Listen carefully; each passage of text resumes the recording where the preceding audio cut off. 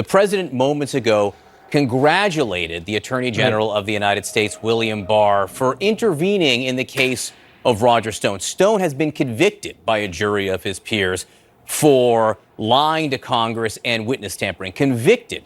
The Justice Department intervened and said that the sentencing guidelines proposed by prosecutors was just too much. All the prosecutors quit. What does this tell you about how the president is willing to use his power?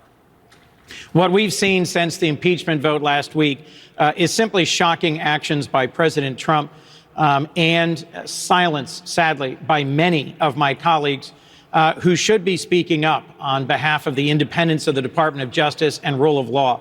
This is the sort of thing that happens in other countries, not in the United States, where the president, after coming through what for him was a challenging political moment, rather than apologizing for putting the country through it, as President Clinton did, as President Nixon did, President Trump is taking out vengeance on those who spoke up against him and trying to exercise his role, his power, to protect those who spoke for him, even a convicted criminal like Roger Stone. To reach in and interfere in a sentencing recommendation is so unprecedented that all four of the Department of Justice professionals involved in prosecuting this case have withdrawn from the case. In one case, resigned altogether in protest.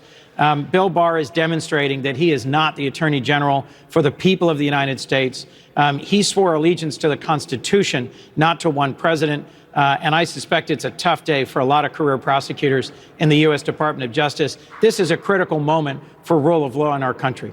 Senator Chris Coons, we do appreciate you being with us this morning. Thank you. Thank you, John.